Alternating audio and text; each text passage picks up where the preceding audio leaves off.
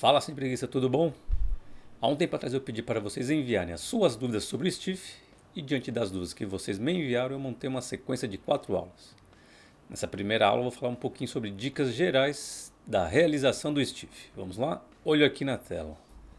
Inicialmente, para quem não conhece, aqui está a Carol Máximo realizando o Stiff. Pode parecer simples a realização do Stiff, mas na verdade a primeira coisa que você tem que ter em mente é o Stiff. Ele é um exercício complexo de ser feito, não é fácil de realizar o Stiff. Então se você é iniciante principalmente, tome muito cuidado. É fundamental você aprender primeiro a técnica do movimento para depois realizar seus treinos de hipertrofia, força ou resistência muscular com o Stiff. Algumas dicas gerais. Quais são os grupos musculares que o Stiff trabalha? Ele trabalha o posterior de coxa, trabalha o glúteo e os músculos próximos aqui à região lombar. E por que eu falo que o Stiff é um exercício complexo de ser realizado?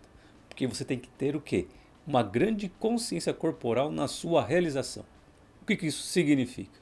Então aqui a Carol, ela está com o olhar dela em direção ao solo, mas o seu cérebro tem que pensar em algumas coisas para realizar o Stiff. Por exemplo, contrair a musculatura do posterior de coxa, contrair a musculatura do glúteo, dos músculos próximos à região lombar.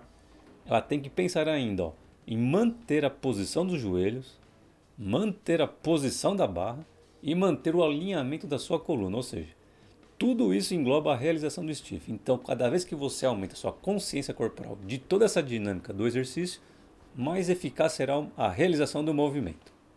E uma grande dúvida que a galera pergunta é o seguinte: qual é a amplitude máxima que eu devo chegar para realizar o Stiff? Será que todo mundo deve realizar o Stiff na mesma amplitude? Então, vou colocar essa foto para você para questionar você.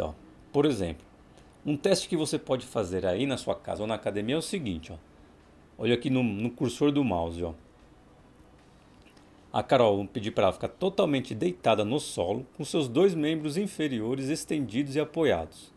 Depois eu falei, Carol, agora você tenta flexionar aqui o seu quadril com o seu membro inferior totalmente estendido. E ao realizar isso, o que a gente observa? A flexibilidade dessa cadeia posterior. Voltando, então a gente percebe a flexibilidade da cadeia posterior dela. Então esse aqui é o da Carol. Mas agora olha que beleza. Quando eu fiz o mesmo movimento com a Carol. Percebe a diferença?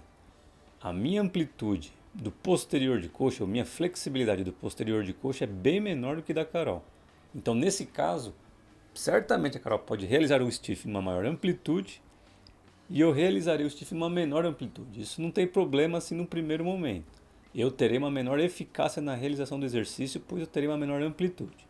Mas se você fizer esse teste e perceber que a sua amplitude não é tão interessante como a da Carol e for mais igual à minha flexibilidade, então você pode diminuir a amplitude do movimento no Stiff. Não tem necessidade, por exemplo, nessa amplitude, colocar um step, se você tem um baixo grau de flexibilidade articular no seu posterior de coxa.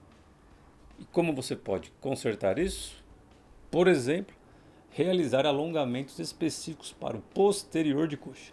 Quando você realiza esses exercícios para o posterior de coxa de alongamento e flexibilidade, você melhorará a sua posição aqui, a sua flexibilidade articular, aumentar a sua amplitude de movimento para realizar o Stiff. Então a grande dica é, se estiver muito encurtado, igual eu presenciei ali quando foi o meu Stiff, então você pode aumentar a sua flexibilidade realizando esses exercícios de alongamento.